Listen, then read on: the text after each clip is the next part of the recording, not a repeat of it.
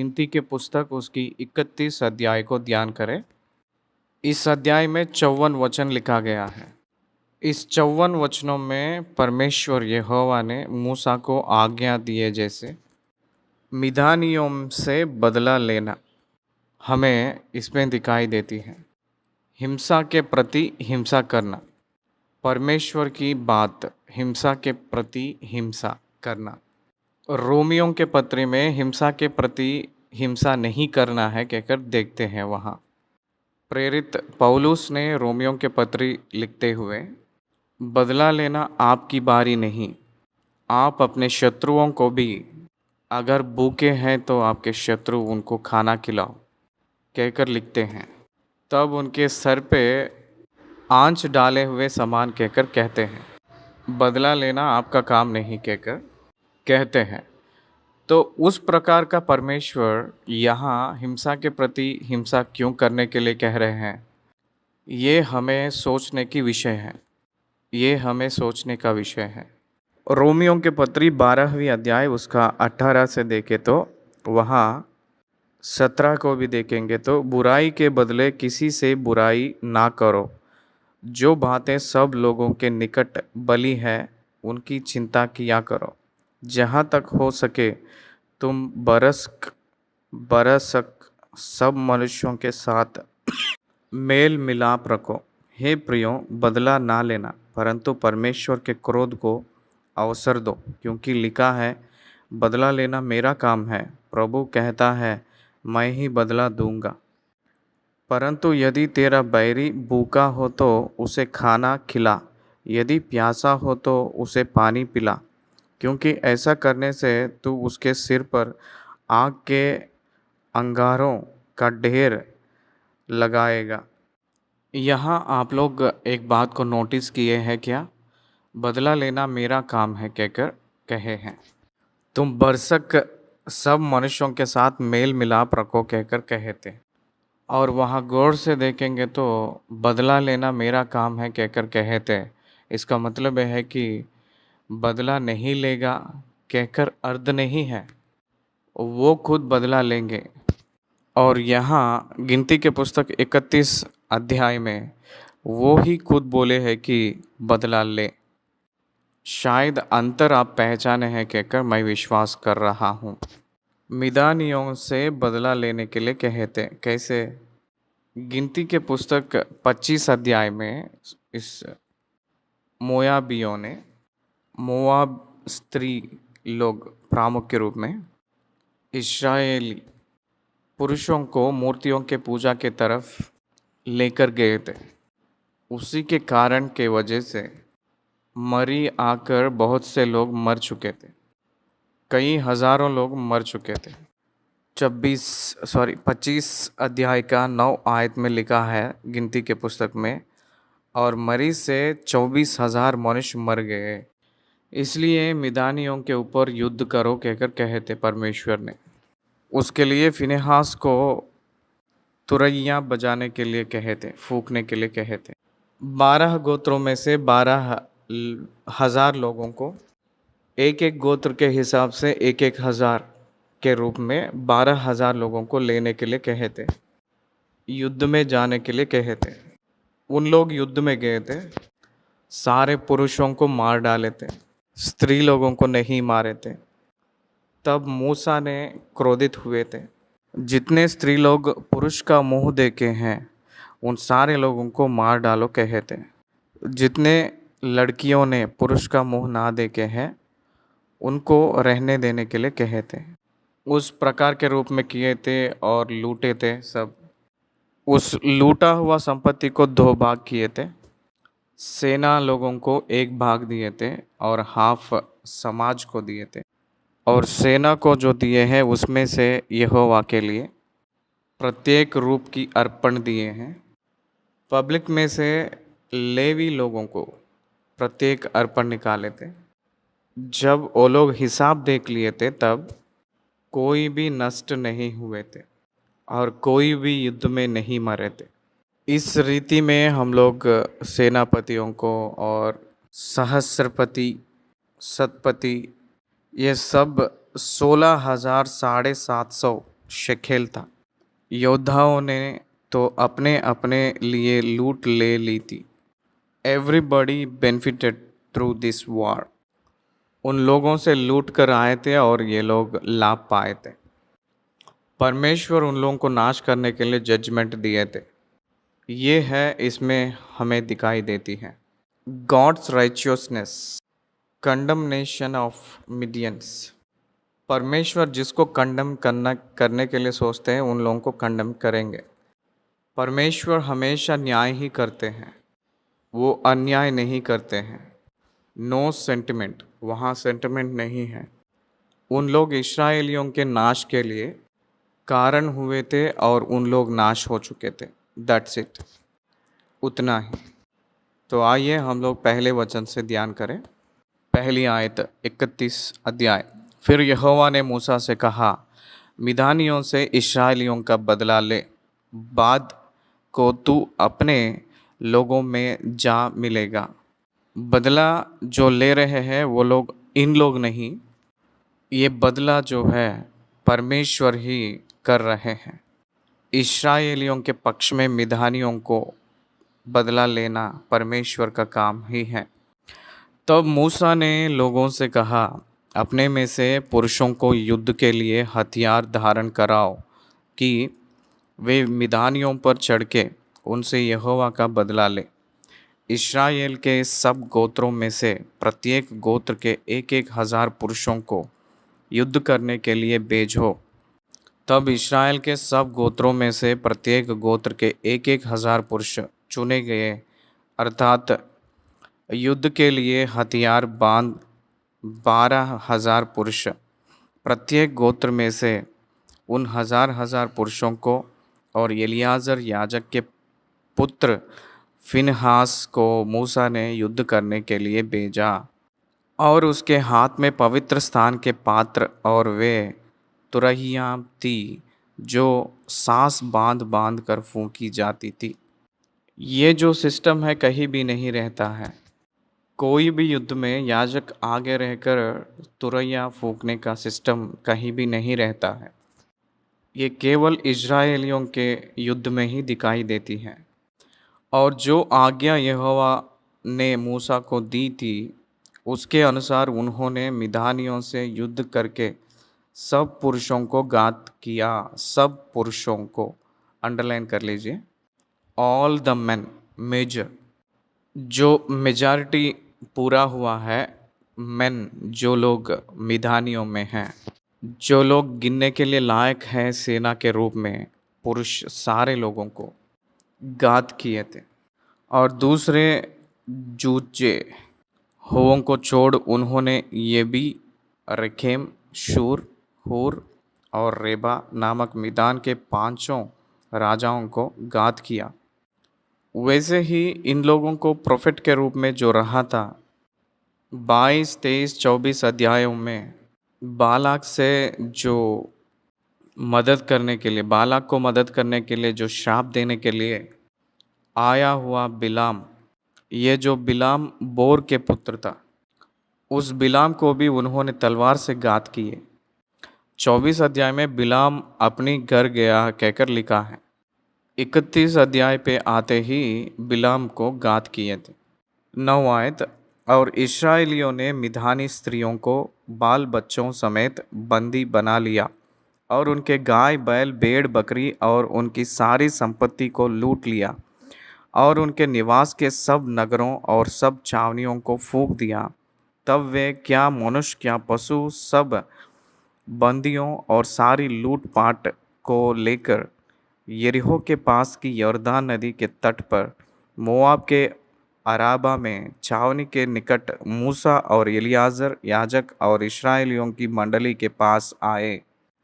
तब मूसा और एलियाजर याजक और मंडली के सब प्रधान छावनी के बाहर उनका स्वागत करने को निकले। और मूसा सहस्रपति शतापति आदि सेनापतियों से जो युद्ध करके लौटे आते थे क्रोधित होकर कहने लगा। 4 आयत में मूसा ने क्रोधित हुए थे। मूसा ने 7 बार क्रोधित हुए थे। हमें इज़राइलियों के ऊपर मूसा ने 7 टाइम्स क्रोधित हुए कहकर बाइबल में विवरण है। वो एक स्पेशल मैसेज हम लोग कर सकते हैं। मूसा ने उन लोगों से ये कहे थे कि क्या तुमने सब स्त्रियों को जीवित छोड़ दिया? देखो, बिलाम की सम्मति से पोर के विषय में इस्राएलियों से यहोवा का विश्वासघात इन्हीं ने कराया और यहोवा की मंडली में मरी फैली। इसलिए अब बाल बच्चों में से हर एक लड़के को और जितनी स्त्रियों ने पुरुष का मुंह देखा हो उन सबों को घात करो। यहोवा के मारी से 24,000 लोग मर चुके थे इस्राएलियों में। उसका कारण यही स्त्री लोग थे। इस स्त्री लोगों को क्यों आप जीने दिए हैं? इसलिए अब बाल बच्चे में से हर एक लड़के को और जितनी स्त्रियों ने पुरुष का मुंह देखा हो उन सबों को घात करो। लड़के में शत्रु का शेष नहीं छोड़ना है कहकर कहते हैं ना, इस उसी प्रकार परंतु जितनी लड़कियों ने पुरुष का मुंह ना देखा हो उन सबों को तुम अपने लिए जीवित रखो। और तुम लोग 7 दिन तक छावनी के बाहर रहो और तुम में से जितनों ने किसी प्राणी को घात किया और जितनों ने किसी मरे हुओं को छुआ हो वे सब अपने अपने बंदियों समेत तीसरे और 7वें दिनों में अपने अपने को पाप छुड़ाकर पावन करें, क्योंकि इन लोग लहू को बहाए थे इसलिए। और सब वस्त्रों और चमड़े की बनी हुई सब वस्तुओं और बकरी के बालों की और लकड़ी की बनी हुई सब वस्तुओं को पावन कर लो। तब एलियाजर याजक ने सेना के उन पुरुषों से जो युद्ध करने गए थे कहा, व्यवस्था की जिस विधि की आज्ञा यहोवा ने मूसा को दी है वह यह है, सोना चांदी पीतल लोहा टीन और सीसा जो कुछ आग में ठहर सके उसको आग में डालो, तब वह शुद्ध ठहरेगा। उसको एक बार आग में डालकर निकालेंगे तो वह पवित्र हो जाएंगे। तो भी वह अशुद्धता से छुड़ाने वाले जल के द्वारा पावन किया जाए, परंतु जो कुछ आग में ना ठहर सके उसे जल में डुबाओ और 7वें दिन अपने वस्त्रों को धोना, तब तुम शुद्ध ठहरोगे और तब छावनी में आना। ये है एलियाजर ने उन लोगों से कहे थे। 25 आयत। फिर यहोवा ने मूसा से कहा, एलियाजर याजक और मंडली के पितरों के घरानों के मुख्य मुख्य पुरुषों के साथ लेकर तो लूट के मनुष्यों और पशुओं की गिनती कर। तब उनको आधा आधा करके एक भाग उन सिपाहियों को जो युद्ध करने को गए थे और दूसरा भाग मंडली को दे। फिर जो सिपाही युद्ध करने को गए थे उनके आधे में से यहोवा के लिए क्या मनुष्य, क्या गाय बैल, क्या गधे, क्या भेड़ बकरियां 500 के पीछे एक को कर मान कर ले ले और यहोवा की भेंट करके एलियाजर याजक को दे दे। ये पूरा जिम्मेदारी एलियाजर और मूसा को परमेश्वर ने दिए थे। यहोवा के लिए क्यों देने के लिए कह रहे हैं कहकर देखेंगे तो उन लोगों के प्राण जो बचाया है वो परमेश्वर ही है, इसलिए यहोवा के लिए देना है। जो सोल्जर्स को दिया गया है सिपाहियों को उसी में से हिस्सा ये अर्पण याजक एलियाजर को देना है। आप लोग यहाँ ध्यान दीजिएगा, जो लूट के लेकर आए हैं उस संपत्ति में 2 भाग किए हैं, एक सिपाहियों को और दूसरा मंडली को। सिपाहियों को जो दिए हैं उसी में से जो लूट कर लाए थे उन लोग जीने के लिए जो लाए थे 500 के पीछे एक को कर मानकर ले लेना, एलियाजर को इस भेंट को देना। वो यहोवा को दिए हुए भेंट के समान होती है। फिर इस्राएलियों के आधे में से क्या मनुष्य, क्या गाय बैल, क्या गधे हैं, क्या भेड़ बकरियां, क्या किसी प्रकार का पशु हो 50 पीछे एक लेकर यहोवा के निवास की रखवाली करने वाले लेवियों को देना। 2 हाफ्स किए थे ना, उसमें से एक भाग में से यहोवा को अर्पण देना और एक भाग में से लेवियों को देना कहा गया है। 31 अध्याय का 31 वचन, यहोवा की इस आज्ञा के अनुसार जो उसने मूसा को दी, मूसा और एलियाजर याजक ने किया। ये बहुत प्रामुख्य चीज़ है। परमेश्वर आज्ञा जो दिए है उसी प्रकार करना है, अपना स्वयं निर्णय नहीं है। विश्वासी परमेश्वर की आज्ञा के अनुसार चलना है, स्वयं सोच के अनुसार नहीं। स्वयं सोच मनुष्य को रहे तब वो पुराने पाप की स्वभाव के रूप में संबंधित रहती है। इसलिए मनुष्य ने पुराने पाप की स्वभाव से जो सोच आती है उसके अनुसार नहीं चलना है। पवित्र सोच, पवित्र सोच के अनुसार, परमेश्वर के वचन के अनुसार चलना है। That is the only difference between the believer and unbeliever. It is purpose to walk according the thought of the God, not of his own. स्वयं रूप से चलने के लिए नहीं होगा। 32 आयत से, जो वस्तुएं सेना के पुरुष ने अपने अपने लिए लूट ली थी उनसे अधिक की लूट यहाँ थी, अर्थात 6,75,000 भेड़ बकरियाँ, 72,000 गाय बैल, 61,000 गदहे, और मनुष्य में से जिन स्त्रियों ने पुरुषों का मुंह नहीं देखा था वह सब 32,000 थी। और इसका आधा अर्थात उनका भाग जो युद्ध करने को गए थे उसमें भेड़ बकरियां 3,37,500। पहले पूरा टोटल बताए थे, फिर बाद में उसका डिवाइड बता रहे हैं। 37 आयत, जिनमें से 750 भेड़ बकरियां यहोवा का कर ठहरी, और गाय बैल 36,000, जिनमें से 72 यहोवा का कर ठहरे, और गधे हैं 30,500, जिनमें से 61 यहोवा का कर ठहरे, और मनुष्य 16,000, जिनमें से 32 प्राणी यहोवा का कर ठहरे। इस कर को जो यहोवा की भेंट थी मूसा ने यहोवा की आज्ञा के अनुसार एलियाजर याजक को दिया, 500 में से एक कहकर। उन लोग जिंदा थे इसलिए ये देना पड़ रहा है। प्राण की प्रति दन जो सोना देते थे इस्राएलियों ने सब लोग मिलकर, वैसे ही ये भी परमेश्वर के लिए एक प्रतिष्ठित अर्पण के रूप में कुछ भाग को उन लोग देना पड़ा। 42 वचन से, इस्राएलियों की मंडली का आधा 3,37,500 भेड़ बकरियां, 36,000 गाय बैल, ये पूरा जो है 2 भाग किए हैं ना, उसकी दूसरी भाग में से जो मंडली के लिए आधा जो रखे हैं उसमें से, वहाँ तो 500 में से एक कहकर दिए हैं। यहाँ देखे तो आइए पढ़े, 3,37,500 भेड़ बकरियाँ, 36,000 गाय बैल, 30,500 गदहे, और 16,000 मनुष्य हुए। इस हादे में से जिसे मूसा ने युद्ध करने वाले पुरुषों के पास से अलग किया था, यहोवा की आज्ञा के अनुसार मूसा ने क्या मनुष्य क्या पशु 50 पीछे एक लेकर यहोवा के निवास की रखवाली करने वाले लेवियों को दिया। सिपाही लोगों से जो लिए हैं 500 में से एक, चाहे वो जानवर में से मनुष्य में से।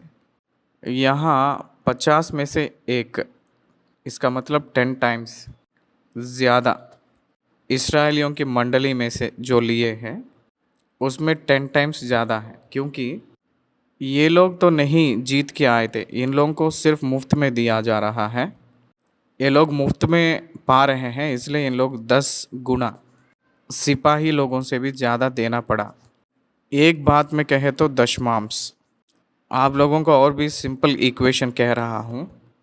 इस्राएलियों की 12 गोत्रों ने लेवियों को दशमांश देते थे। लेवी लोग उस दशमांश में से दशमांश प्रधान याजक को देते थे। यहाँ भी वही हुआ था। यही इक्वेशन यहाँ अप्लाई हुआ कहकर हम लोग जान सकते हैं। यहोवा की आज्ञा के अनुसार मूसा ने क्या मनुष्य क्या पशु 50 पीछे एक लेकर यहोवा के निवास की रखवाली करने वाले लेवियों को दिया।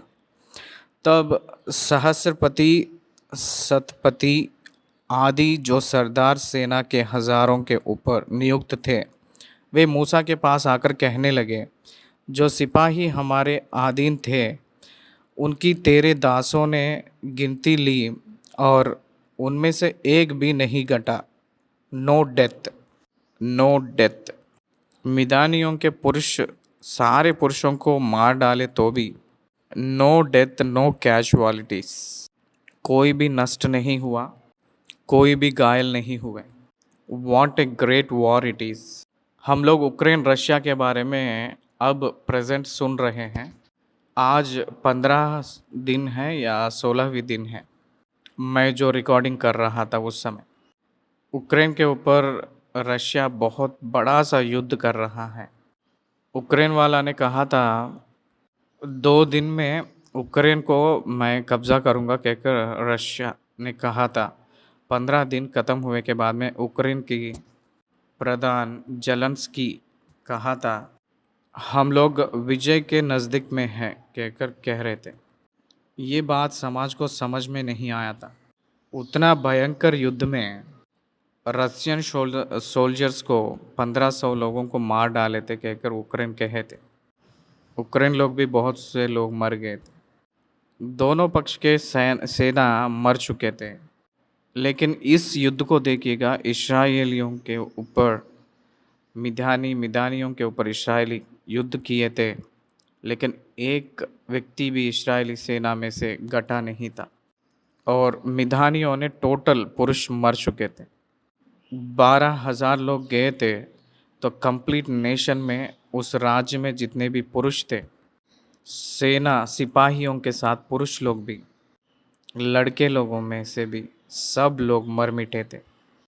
मिदानियों ने पुरुष के मुंह देखे वाले स्त्री लोग भी मर मिटे थे। और इस्राएलियों में से एक पुरुष भी मरा नहीं, एक सिपाही भी मरा नहीं। क्यों? ये हम लोग पहचानना है। इसलिए पायजेब, खड़े, मुंदरियाँ, बालियाँ, बाजबंदू, सोने के जो गहने जिसने पाया है, उनको हम यहोवा के सामने अपने प्राणों के निमित्त प्रायश्चित करने को यहोवा की भेंट करके ले आए हैं। That's the reason.